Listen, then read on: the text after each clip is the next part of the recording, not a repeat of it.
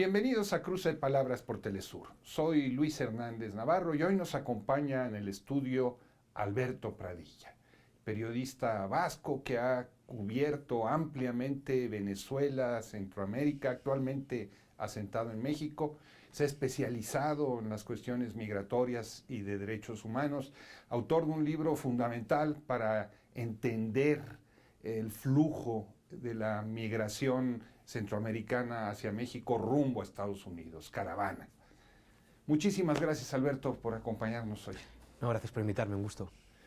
Estamos frente a una nueva oleada migratoria visible, porque pues la migración, visible o invisible, nunca se ha detenido desde hace décadas. Pero esta caravana da la impresión de tener una nueva característica, que es que está integrada fundamentalmente por haitianos.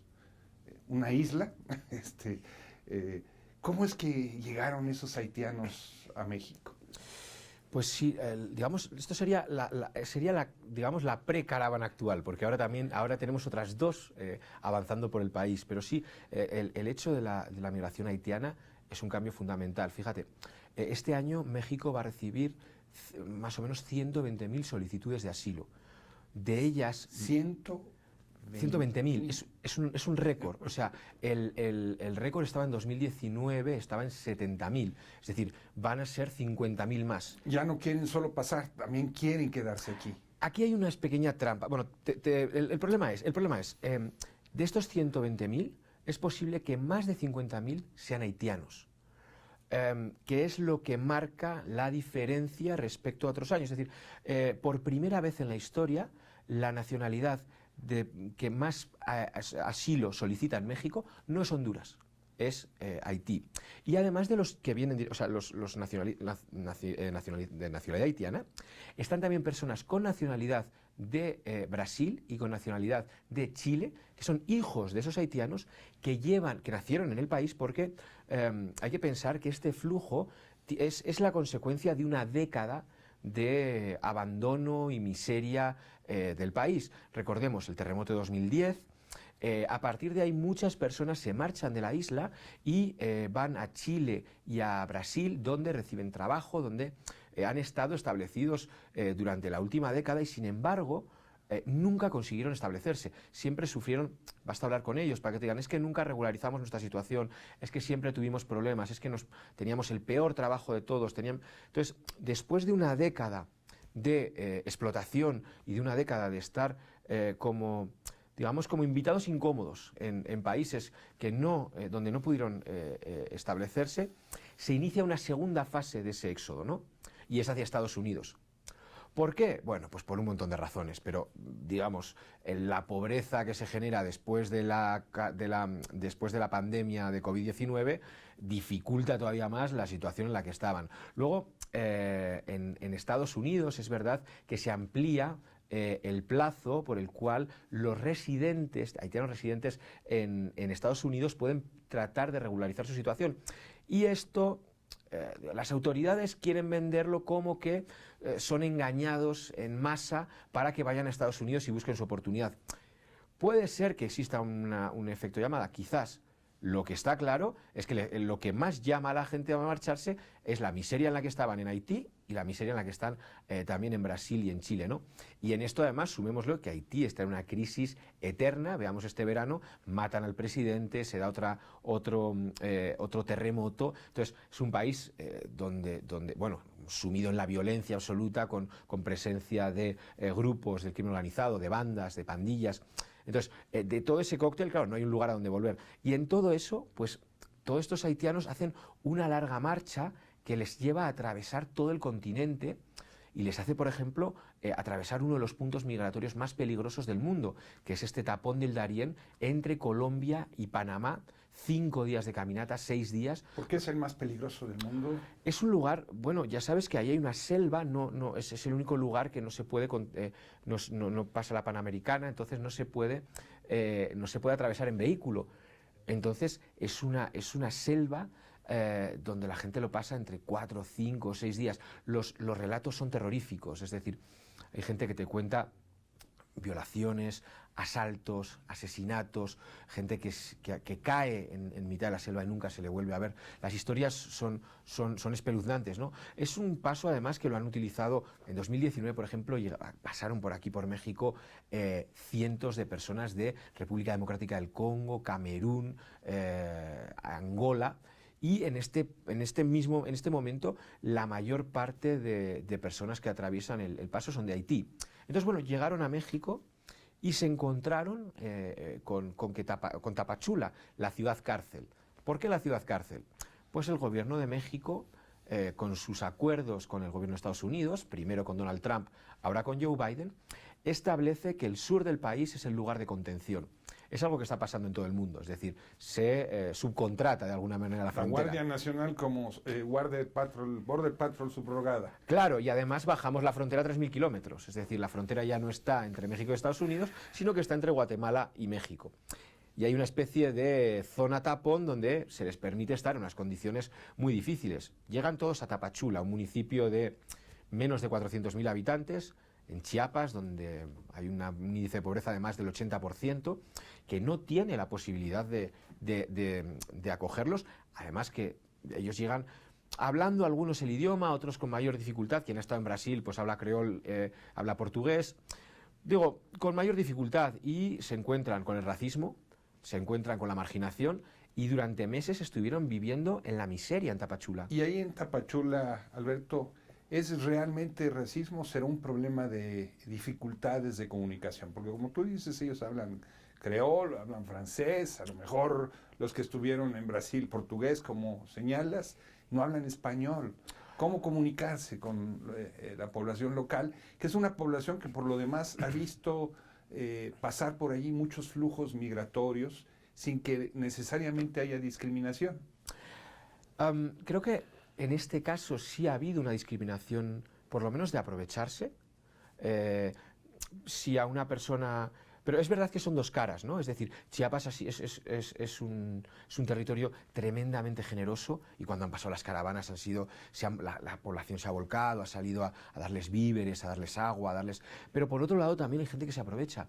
Y yo cuando estuve reporteando allá y viendo cómo estaban viviendo, y estaban todos en cuartitos hacinados, viviendo 12, 14, 20 personas, y en cuartitos en los que si a un local le cobrarían 1.000 pesos, pues al de allá le cobraban 3.000. O sea, al haitiano le cobraban 3.000, y eso es algo que te lo decían, eso se ha generalizado, ¿no? Porque, digo, siempre en estos momentos, o sea, cuando el gobierno ha decidido generar una barrera, ahí se generan también dinámicas perversas de economía informal, de supervivencia, se generan choques, ¿no? Y es verdad que, bueno, pues se encontraron con la discriminación. Es verdad que también la olla a presión que es Tapachula, pues a veces uno se llega a pensar, poco ha pasado para lo poco que ha hecho el gobierno, las pocas ayudas que se han dado, para cómo se ha abandonado a decenas de miles de personas allá. Fíjate, en este año decíamos 120.000 solicitudes de asilo en México. A día de hoy, casi 70.000 se han pedido solo en Tapachula, es decir, hay 70.000 personas que están allá. Ya hablamos de una ciudad de menos de 400.000, o sea, es decir, es que el incremento de población es muy alto y no hay empleo, no hay ayudas sociales, no hay nada. Entonces, bueno, pues se generó ahí un caldo de cultivo para, pues una olla a presión, ¿no? Intentaron salir en caravana en 2, 3 ocasiones y fueron abortados por la Guardia Nacional, los golpeó, los cazó. Ahí pues fueron las imágenes de agentes del Instituto Nacional de Migración golpeando en el suelo migrante, pisando en la cabeza o pateando en la cabeza. Vimos también, yo fui testigo de cómo en la carretera iban los agentes de migración junto a la Guardia Nacional de caza, es decir, por los sembradíos, y luego entrando en los hoteles buscando a hombres, mujeres y niños que están huyendo de una situación de miseria y que lo único que buscan es llegar a Estados Unidos para buscar una vida mejor. Entonces, bueno, pues esa situación explotó por completo a finales de agosto, principios de septiembre, cuando de repente, no sabemos por obra y gracia de qué, esa ciudad cárcel que estaba rodeada por retenes, de repente se convierte en un lugar poroso y miles de personas aparecen en Ciudad Acuña, Coahuila, frontera con Estados Unidos, donde se establecen cerca de 15.000 personas para tratar de cruzar. Estamos hablando de redes de tránsito de personas, estamos hablando de redes de solidaridad que los trasladan hasta allá. Pues la verdad es que creo que no se ha llegado a explicar bien qué es lo que ocurrió. Yo, desde luego, creo que hay decisiones políticas. Es decir, una llave que se abre y se cierra, un sistema de esclusas que va ajustando. Alguien mira para otro lado. Es decir, o sea, desde el sur de México está lleno de retenes. A mí me decían, y esto sí me lo han dicho varios haitianos con los que estuve platicando y que llegaron a Estados Unidos, fueron de los primeros que llegaron, entonces al no encontrarse con este tapón, consiguieron cruzar y ahora mismo están viviendo en Estados Unidos. Me decían, en cada retén había que pagar 100 pesos, 200 pesos, porque si no te llamaban a migración. Pero más allá del detalle pequeño, y todos sabemos que ese sistema de corrupción ha existido y sigue existiendo hoy en día en los retenes migratorios, mi planteamiento, y es una sospecha, no puede haber una certeza, porque en algún momento se decide mirar para otro lado, es decir, porque hay un momento en el cual esta gente, cuando trataba de cruzar, cuando pasaba de Tapachula a otro municipio, la orden era atrápenlos y devuélvanlos a Guatemala. Es decir, haitianos que son atrapados por la policía mexicana y los empujan a Guatemala y ellos vuelven otra vez. Había una rueda. De repente esa gente llega a la frontera de Estados Unidos. ¿Te parece, Alberto, si vamos a una pequeña pausa? Y ustedes, amigos, amigas, no se vayan. Continuamos en muy breves instantes.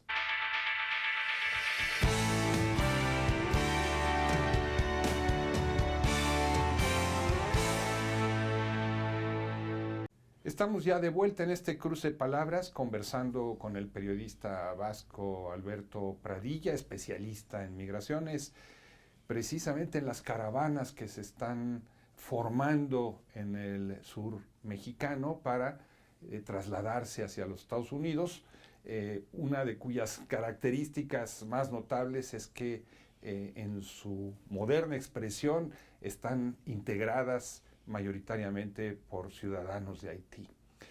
Alberto, una de las cosas que llama la atención cuando uno ve lo que está pasando en Chiapas, que es la puerta de entrada para esa población, es que el gobernador de la entidad, Rutilio Escandón, pues pareciera seguir la política del avestruz. Uno revisa la prensa local y no hay prácticamente declaraciones del gobernador sobre el fenómeno migratorio, que es uno de los principales problemas de la entidad. Y se la pasa hablando de salud y de otras cosas. ¿Cómo explicarnos de esta situación? Pero bueno, digo, no hace declaraciones, pero la participación del gobierno del Estado en una estrategia federal, que es la del control migratorio, es notoria. O sea, él sí ha aparecido en algunos eventos clave en los que aparecen sobre todo altos mandos de la Guardia Nacional, Instituto Nacional de Migración y Ejército. La clave fundamental es la militarización del control migratorio. Hoy en día la mayor parte de altos mandos del Instituto Nacional de Migración son exmilitares. La Guardia Nacional es un cuerpo íntegramente militar. Pero quien está al frente del Instituto Nacional de Migración es un antiguo policía, encargado en trabajos sucios. Claro. Y a ras de suelo al final es el ejército el que está, o sea, bueno, pues en esta dinámica de militarización de muchos espacios de la vida pública, el control migratorio está en manos del ejército. Entonces, quien toma las decisiones, quien está en la cabeza de los mandatos para desplegar a los soldados, son todo militares. Entonces, yo creo que es verdad que el gobernador aparece en momentos concretos, pero también es verdad que esta es una estrategia federal, es una estrategia del gobierno federal y es una estrategia que se ha diseñado desde el presidente Andrés Manuel López Obrador, y quien la ha estado operando y quien la ha firmado y quien la ha diseñado es el canciller Marcelo Ebrard. Y de hecho vemos cómo el Instituto Nacional de Migración, que históricamente dependía de la Secretaría de Gobernación, ahora sigue dependiendo orgánicamente, aunque quien manda es Cancillería. Una de las cosas que hemos visto en estas caravanas es la continua estigmatización de quienes aparecen como sus voceros y sus organizadores. Se les quiere presentar casi como una extensión del crimen organizado, como lo que llamamos en México polleros, que son quienes trasladan mediante un pago a los migrantes a la frontera y los ayudan a cruzar. Esta estigmatización es justa. ¿Esos son los dirigentes de estas caravanas? Es que, fíjate, hay un detalle que a mí me parece importante para dimensionar el alcance de la caravana. Ahora mismo, a día de hoy, habrá unas 3.000 personas, podríamos decir, que estén marchando en el sur de México. Habría un grupo que ha llegado a Veracruz y otro grupo que está en Chiapas. Unas 3.000 personas, ¿vale? El mes pasado fueron detenidas 128.000 personas en la frontera entre México y Estados Unidos. Es decir, 128.000 personas que fueron detenidas, más las que cruzaron, que se estima que es un 40% más. ¿Cuánto es? Unas 30.000 más. Claro, ¿cuánto es estas 3.000 respecto a todo el flujo que llega? Y el flujo que llega, en su gran mayoría, es pagando al crimen organizado, es pagando en estos flujos de polleros que cuentan, por una parte, eso, con el crimen organizado, y por otra, con la corrupción de las instituciones, que no se puede entender una cosa sin la otra. Entonces, es sorprendente que se trate de criminalizar a un grupito, porque en relación al volumen de gente que llega a Estados Unidos, quien va en caravana es un grupito pequeñito, y sin embargo se le pone tanto ojo, tanta atención. ¿Por qué? Porque tiene una connotación política. Tiene una connotación política de desafío, de desobediencia, de romper, digamos, normas injustas, que al final la gente no se va de su casa porque le parece que es una buena idea. O sea, es decir, hablamos de una historia de dominación de décadas, hablamos de colonialismo, hablamos de golpes de Estado, hablamos de responsabilidades de Estados Unidos y de las grandes empresas que han estado saqueando, por ejemplo, Centroamérica, ¿no?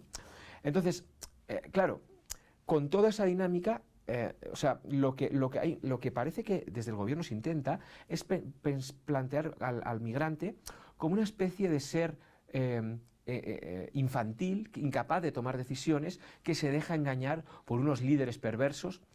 Creo que eso es la criminalización de toda la vida. Entonces, más allá, o sea, además de criminalizar, es que lo perverso es que además ahora mismo se está estigmatizando de una forma terrible. El Instituto Nacional de Migración ha mandado comunicados hablando de que había 6 personas con dengue, como si el dengue se pudiese contagiar, o que había detectado algunos casos de COVID.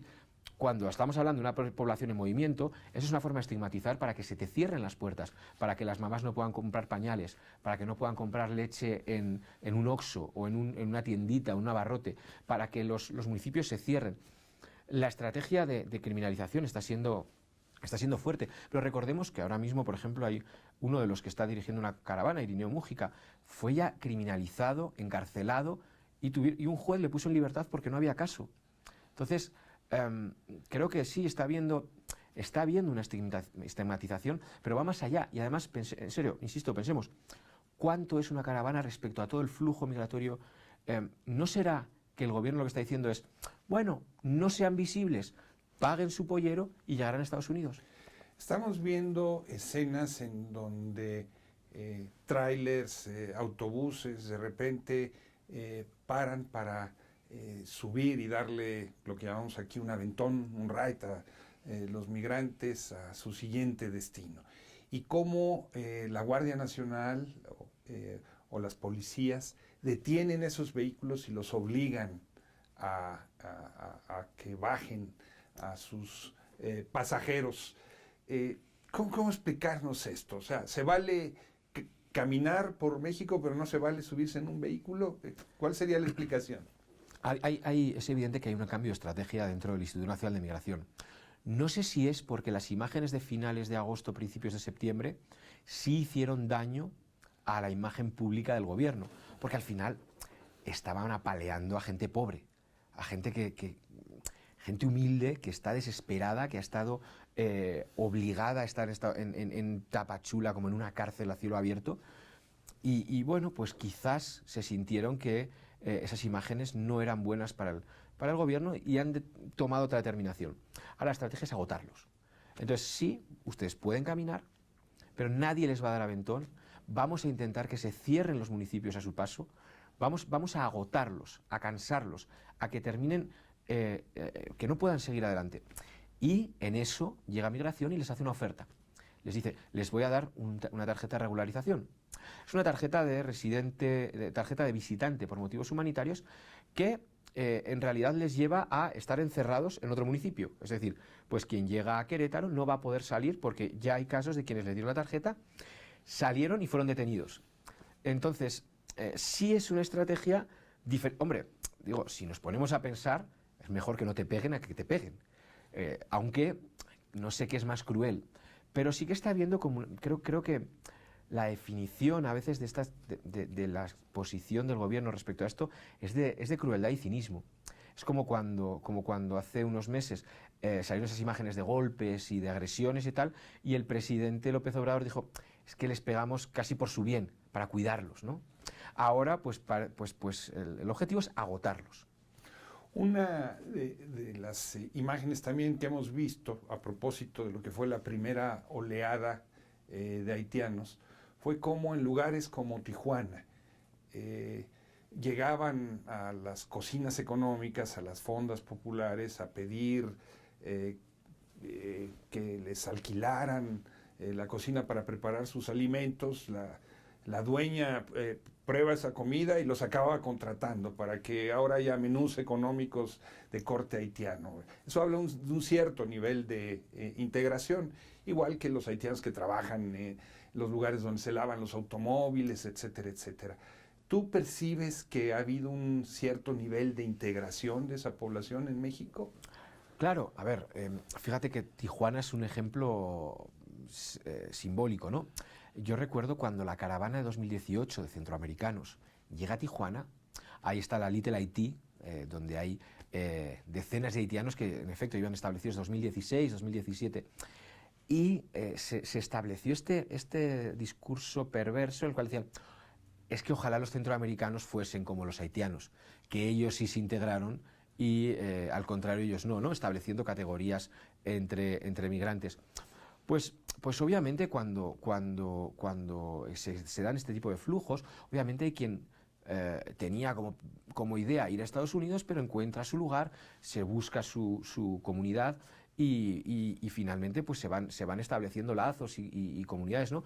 Creo que en Tapachula se estaba viendo también mucha presencia. Lo que pasa es que en Tapachula las dificultades económicas que pueda haber en Chiapas pues impedían que las personas estuviesen pensando en, bueno, me voy a establecer aquí a vivir y digo, en lugar de llegar a Estados Unidos, voy a hacer mi vida aquí, ¿no? Pero sí en ciudades del norte cada vez más va a ocurrir, es lógico. O sea, uno llega, dice, bueno, encuentro una chamba, encuentro un trabajo, ¿por qué no quedarme aquí, no? Las explicaciones conspiranoides desde hace años han venido dando cuenta de estas caravanas como resultado de un intento de desestabilización en contra del presidente López Obrador o en las elecciones de Estados Unidos, a favor de Trump, en contra de Trump. Ya no saben qué explicar. Y siempre se pone el elemento de que detrás de estas caravanas está el dinero de George Soros o de distintas fundaciones y agencias. Tú que has estado cubriendo tantos años este fenómeno migratorio, ¿crees que estas explicaciones tienen algún viso de realidad? El problema de las explicaciones conspiranoicas es que siempre son redondas, son perfectas. Es decir, esto es A es por B porque B es por A. O sea, es algo redondo, no tiene aristas. Pero la vida es más compleja y sobre todo yo creo que esas explicaciones obvian por completo una cuestión, que nadie se va de su casa por voluntad propia. Es decir, nadie deja su casa, se va con sus hijos, deja su familia, deja todo por diversión, por aventura, por fastidiarle al presidente. Entonces, mi teoría siempre ha sido que siempre hay agencias, elementos de los estados, tal, que puedan operar, siempre, en todo momento, es obligación. O sea, los servicios secretos tienen la obligación de operar. Pero a día de hoy nadie ha presentado una sola prueba de que haya esta causa-efecto. Y sobre todo, aun si la hubiese, que no hay una sola prueba, y yo, si la encontrasen, pues estaría encantado de decir, bueno, pues los que hemos cubierto esto durante mucho tiempo nos hemos equivocado, porque hay estas pruebas. Pero aunque lo hubiesen, hay un elemento que obvia por completo, y es, la gente se va porque la matan de hambre, porque la matan a tiros, porque un huracán se llevó su casa, porque un terremoto redujo su domicilio a escombros. Es decir, hay una deshumanización de las víctimas, las víctimas al final de este sistema que convierte países en estados fallidos, para convertirles en, pues eso, en potenciales amenazas, ¿no? Me parece que es inhumano. Y creo que obviamente pues ese discurso va a seguir, pero insisto, no hay una sola prueba que lo demuestre. Alberto Pradilla, muchas gracias por estar con nosotros en este cruce de palabras. Muchas gracias por la invitación, un gusto siempre. Amigos, amigas, muchas gracias por su amable compañía. Ya saben, los esperamos la semana que viene aquí por Telesur. Hasta la próxima.